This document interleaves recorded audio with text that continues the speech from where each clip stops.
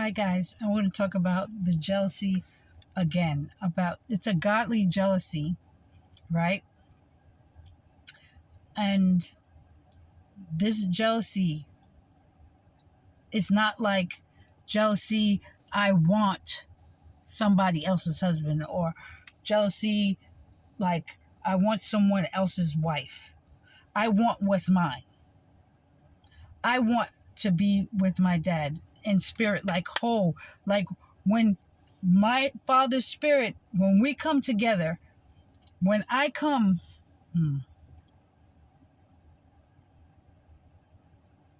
when I'm fully awake,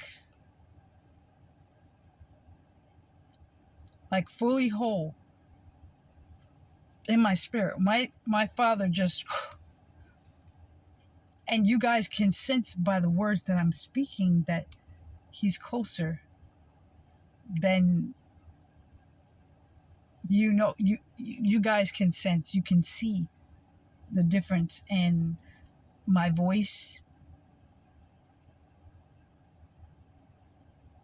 my demeanor, that yeah, God is near. Like, okay, so this jealousy is, it's not like the jealousy of wanting to take something that's not yours. This jealousy, the godly jealousy, is jealousy that is loving, and it's a respect from man and woman, that we're jealous to make sure that no one comes in between our union. So my jealousy for Michael is like that. I gotta be honest. I said, Dad, kill anybody, any woman, basically any woman or male that wants to keep him away from me. Kill anybody. Children, parents, brothers, sisters, that tries to keep him blinded from coming home, like blinded for the love that I have for him. That is just like, don't get in between. That type of jealousy is dangerous to the human race. And that's why the battle was so fierce. And that's the same jealousy that Michael has for me, and he can't do physically anything. We can't do physically anything about it. All we could do is pray. And my dad takes care of everything. It's just like, all right. And he makes sure that our hearts are protected and one. He already sealed our spiritual hearts together as one. But it's a fear. You just don't want to mess with this pride pack. you just don't want to do it. You seen the bodies. You heard the stories. This is something that you just want to leave alone, and plus you want to be like, let them go. Don't touch those two. Like that. Just respect it. Just respect this union with all your heart and all your mind and all your soul. Like, Richie's got to bow out and be like, you know what? I fumbled. I did. A man could say, I fumbled. I messed up, for real. Yes, I messed up. But it's all good. It's for the betterment. Like, I'd rather say I messed up. For real, for real. Cry out to my Father for mercy in the name of love, than die a terrible, death. And a man could take a loss and shake a man's hand and be like, you better me. All right? Just see if you could get your wife to pray and make sure that I'm not homeless and out on the streets. And I'll take that F-Ford 150 over there to Italy. All right. Can I get that? Get that?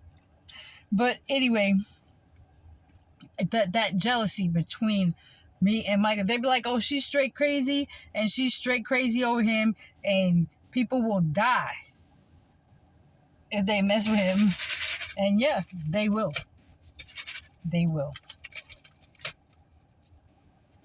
But I'm not playing.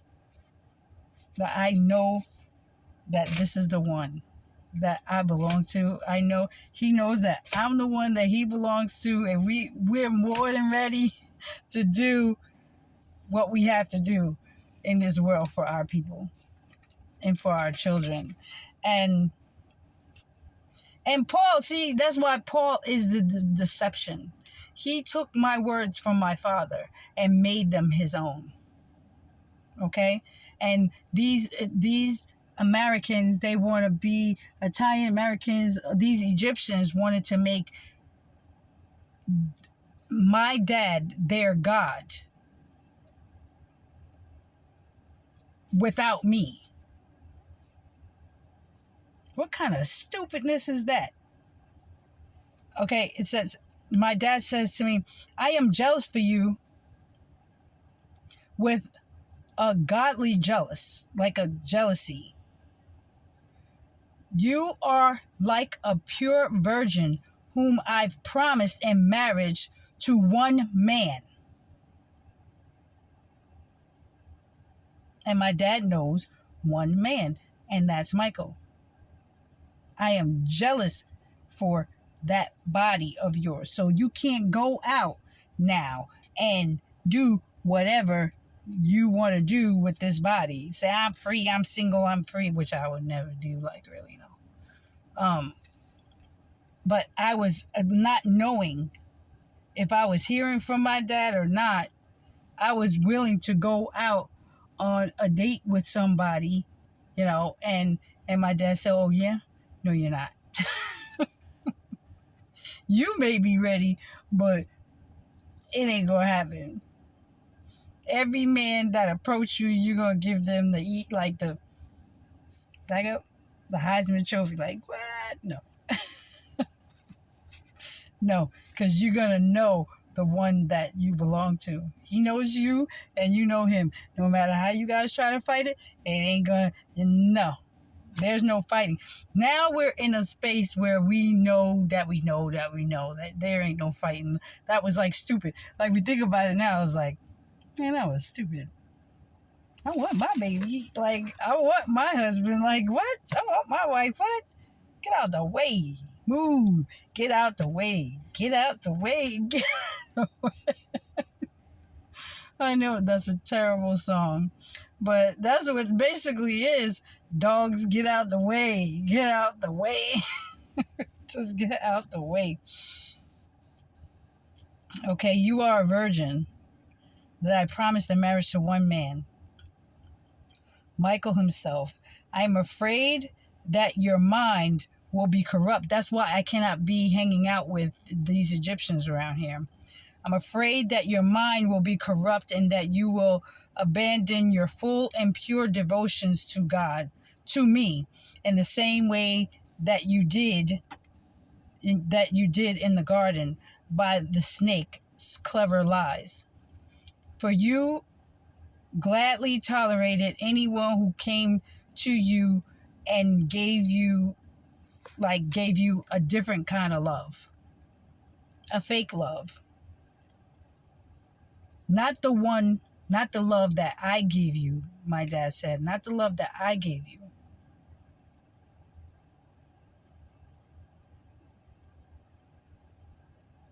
You accepted a love that was completely different from my Holy Spirit you received from me. And those are my words from my dad to me, that he made into himself and to people that followed him. They followed Paul. Paul was a thief.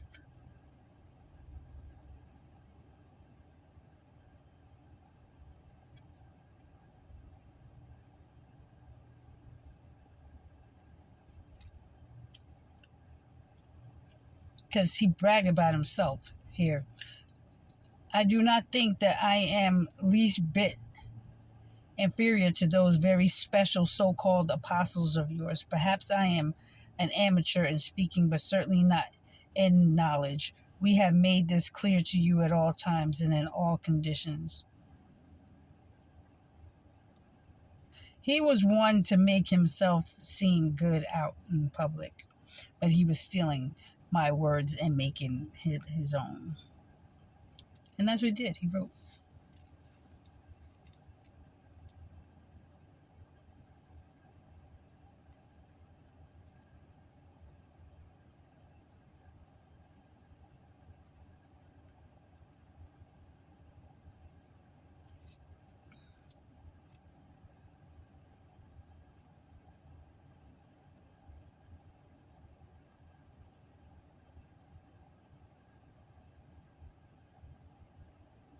He just wanted to be great.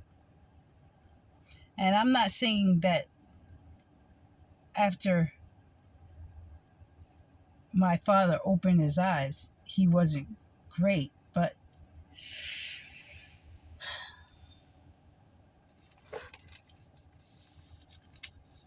these men have taken my words to my father's from me and made it words that Paul came up with because he was hearing from God.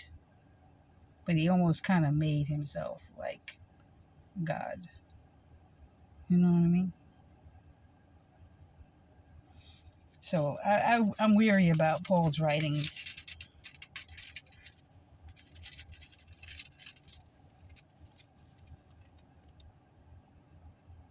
Because when he was like, I have to take on the sufferings as Christ took on the, like, it is just too much. Like, certain scriptures come up to me and I'm just like, Dad, that's all I can say about it. But anyway, if he repented and turned from his sins, he got to live. And he was the one saying, I wish you guys were like me that didn't need a wife. But that's because he lost his wife. But anyway, I just want to talk about that jealousy between a godly man and a godly woman. And the jealousy that we have for each other is very, like, our relationship, our communion, our love, our passion for each other is something that human beings do not want to put yourselves in the middle of.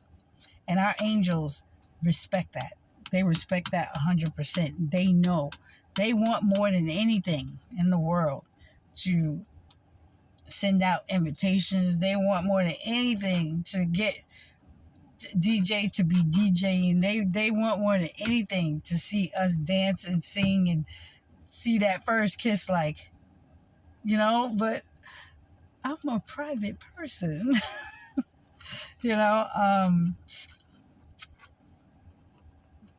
But like, just talking about him makes me smile. And that means, like, my dad is happy, what you guys see me do, he's doing. And it comes from the inside. He knows, like, I just picture, like, my spirit just being a rose that just, like, and he just watches it, like, and he just says in his heart, look how beautiful she is. Oh, they're gonna love you. They gonna love you. They are gonna love you, Onyana. You being deprived of love for that little bit of time is nothing compared to the love that you're going to receive from your people. Like, it's going to seem like you were deprived for like a minute of love and care and all this, the love that you want to give to your people. They can't wait to see you. Just as much as you can't wait to see them. and bless them with good things, you know. So this is real. This joy is so real. I'm so excited to get there. Please.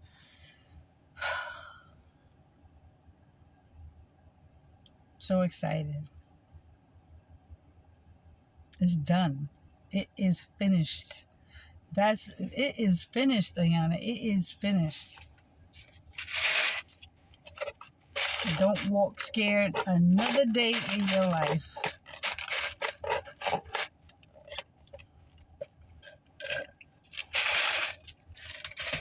So anyway, guys, I love you so very much. Love each other.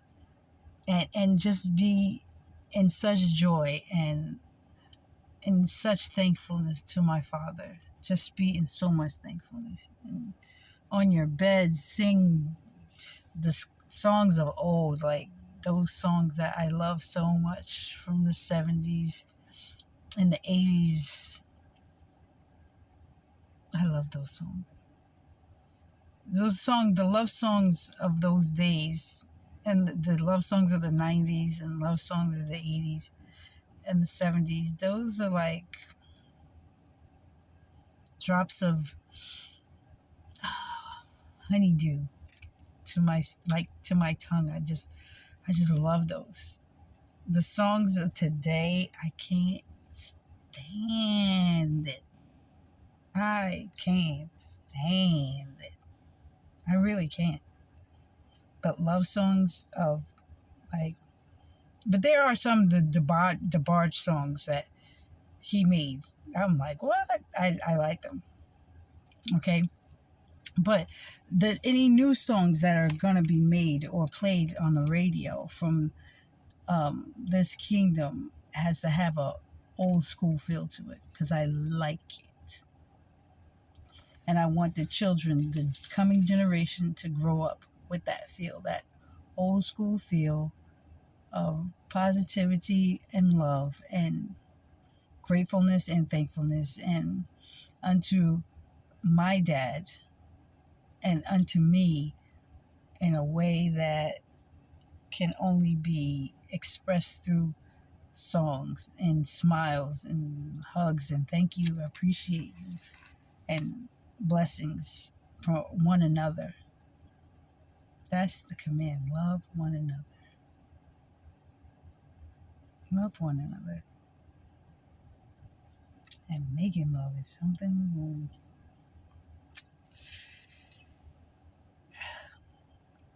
you guys never experienced love making before in your lives. When my kingdom comes, cheating is never, ever, ever going to cross your mind when you are with the wife that you were destined to be with. Mm-mm. No, ma'am, no, sir. So,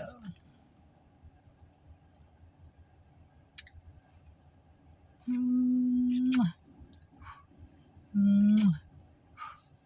My lovebirds, you are worthy of the love that I am sending out to you. And you're capable of love that I am sending out to you. You guys are lovable. I love you, I love you, I love you. I love you all. I love my baby too. Ah, Moon. See you soon. Soon. Good night, guys. Bye.